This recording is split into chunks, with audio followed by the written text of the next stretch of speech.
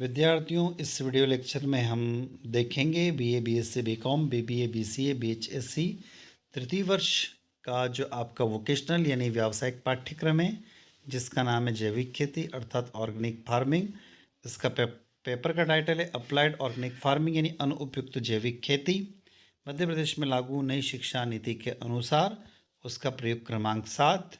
Object दिया हुआ है मृदा एवं जल प्रबंधन को समझाइए।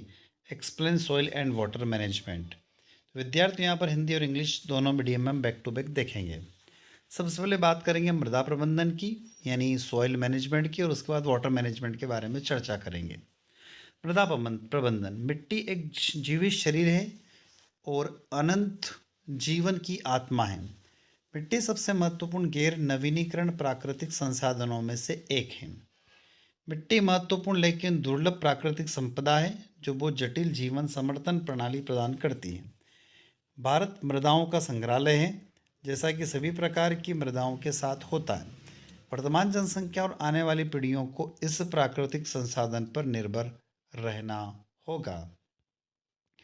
मिट्टी के स्वास्थ्य को बनाए रखना और उपयुक्त विशिष्ट वैज्ञानिक मिट्टी और फसल प्रबंधन प्रथाओं को अपनाकर उत्पादकता को बनाए रखना प्रत्येक नागरिक की प्रमुख जिम्मेदारी है। लगभग 10% खेती योग्य भूमि ज्ञात बाधाओं से काफ़ी हद तक मुक्त है। एक मिट्टी एक विशेष फसल के लिए उपयुक्त हो सकती है, लेकिन हमें मिट्टी की एक विस्तृत श्रृंखला में विभिन्न फसलों की खेती करना पड़ती है जो कि सुधार करती है।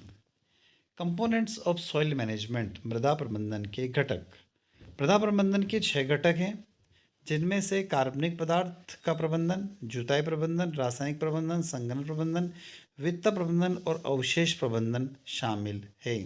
There are 6 components of soil management which included the organic matter management, tillage management, chemical management, compact management और diversity management and residue management।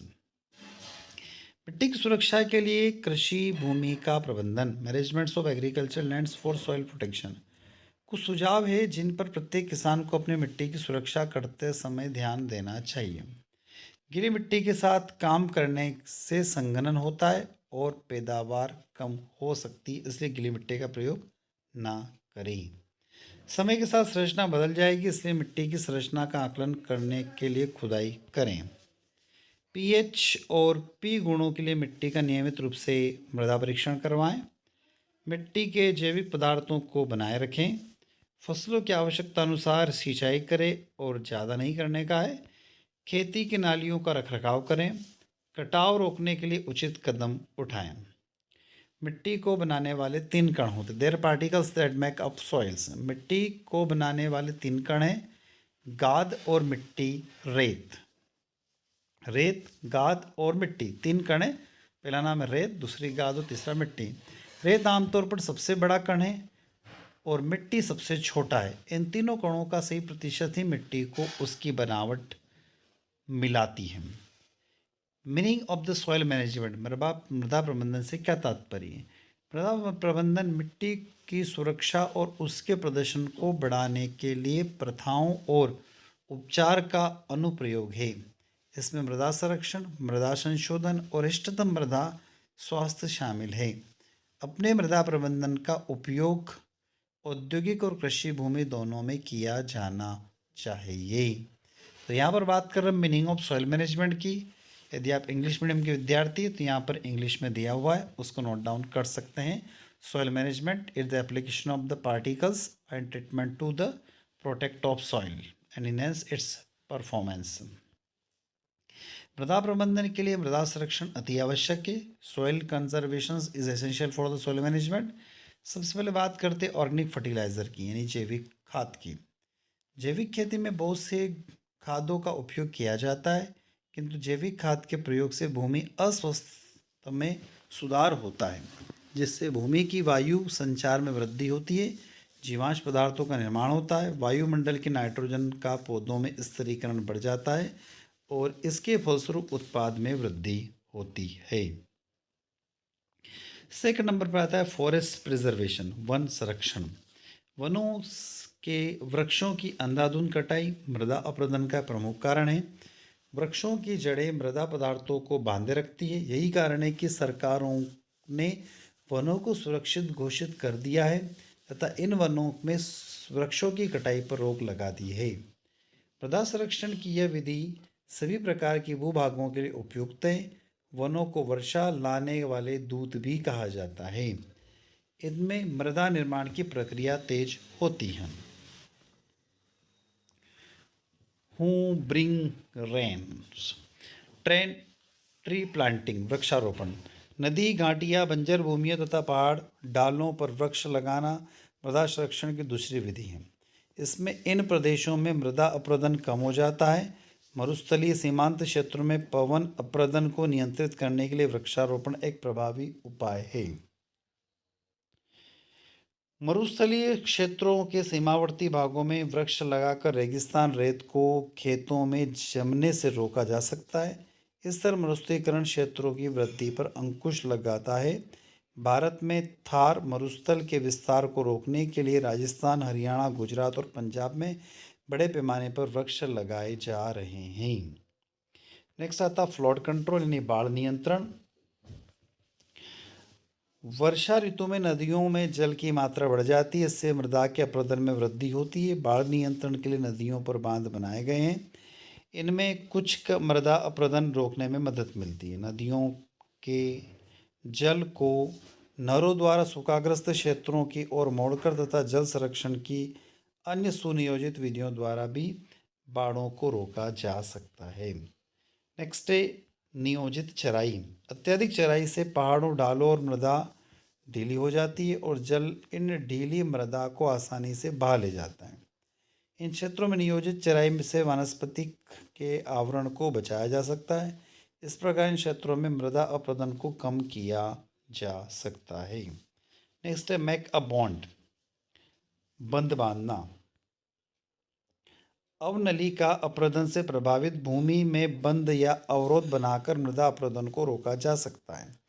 यह विधि न केवल मृदा का अपरदन रोकती अपितु इनमें मृदा की उर्वरकता बनाए रखने, जल संसाधनों के संरक्षण तथा भूमि को समतल करने में भी सहायता मिलती है। नेक्स्ट है सीढ़ीदार खेत बनाना। पर्वतीय ढालों पर मृदा के संरक्षण के लिए सीढ़ीदार खेत बनाना एक अन्य विधि है। सीढ़ीदार खेत बनाने से तात्पर्य पर्वतीय प्रदेशों में ढलान के आर पार समतल चबूतरे बनाने से है। इस विधि में इन क्षेत्रों में मृदा का अपरदन रुक जाता है, साथ ही जल संसाधन का समुचित उपयोग भी होता है। इस प्रकार इन खेतों में फसलों उगाई जा सकती है।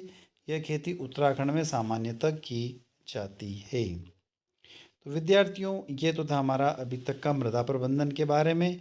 अब हम चलते हैं वाटर मैनेजमेंट के बारे में बात करते हैं।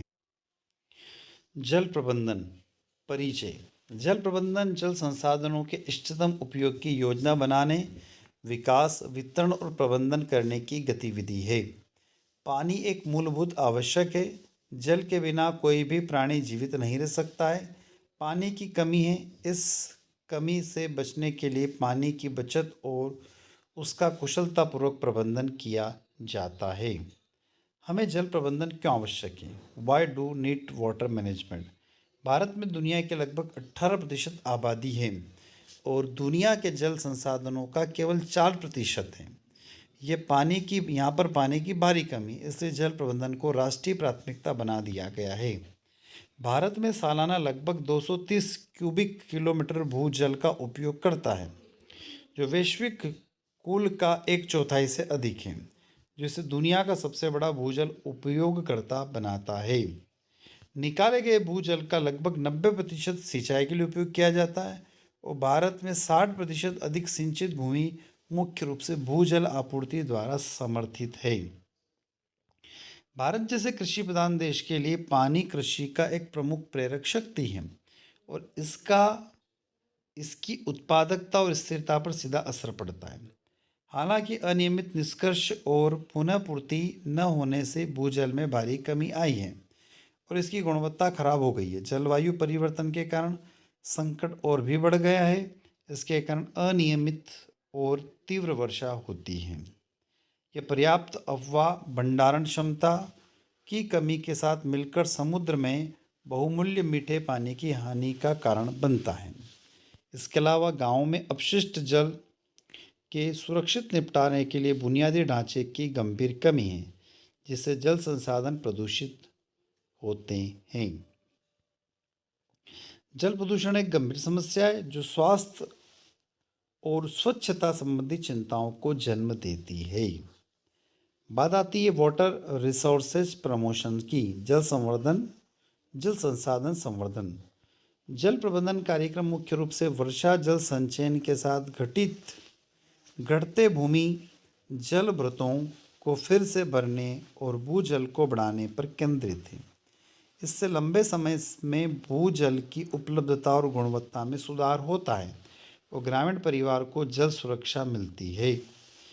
कार्यक्रम पारंपरिक जल निकायों को पुनर्जीवित करने के लिए समुदायों के साथ काम करता है और भूजल में वृद्धि या सतही जल भंडारण के निर्माण के लिए अधिशेष मानसून अफवाह का संचयन करने के लिए लागत प्रभावी पुनर्भंडारण संरचनाओं को डिजाइन और निर्माण करता है।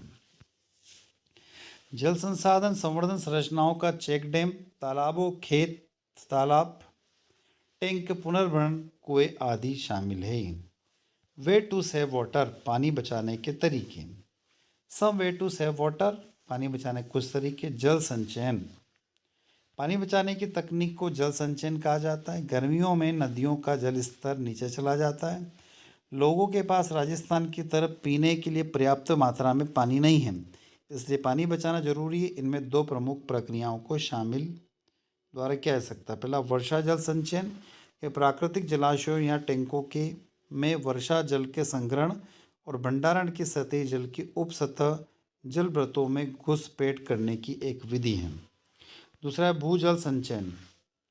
भूजल संचयन एक जलभूत में भूजल प्रवाह को नियंत्रित करने और जल स्तर को बढ़ाने के लिए जमीन के नीचे रखे पानी को बचाने की एक विधि है।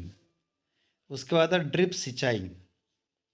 Drip irrigation. ड्रिप सिंचाई एक प्रकार की सिंचाई जो विभिन्न फसलों की जड़ों तक या तो मिट्टी की सतह पर या सीधे जल क्षेत्र पर वाल्व, पाइप, ट्यूबिंग के नेटवर्क के माध्यम से धीरे धीरे पानी टपकता है और पानी और उर्वरकता की बचत करता है। उत्सर्जक इनकी इसके पारंपरिक सिंचाई पद्धति की तुलना में अधिक पानी की बचत होती है। Drip irrigations. इसके बाद आते हैं वर्षा जल संचयन। वर्षा जल संचयन का तात्पर्य वर्षा जल को व्यर्थ बहने देने की बजाय साइट पर पुनः उपयोग के लिए एकत्र करना और जमा करना है। यहाँ वर्षा जल को आगे के उपयोग के लिए संग्रहित किया जाता है। Rain water harvesting. नेक्स्ट है जल संरक्षित आदतें।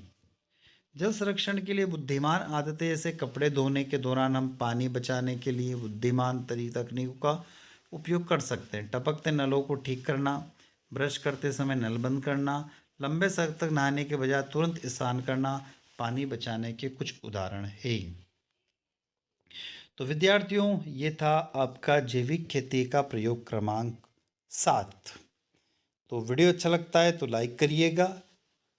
चैनल पर जुड़े हुए और चैनल को अभी तक सब्सक्राइब नहीं किया तो चैनल को सब्सक्राइब अवश्य करिएगा ताकि हमें मोटिवेशन मिलता रहे और इस तरीके से हम आपके लिए वीडियो लेक्चर बनाते रहें और अपने दोस्तों तक शेयर करना ना भूलें।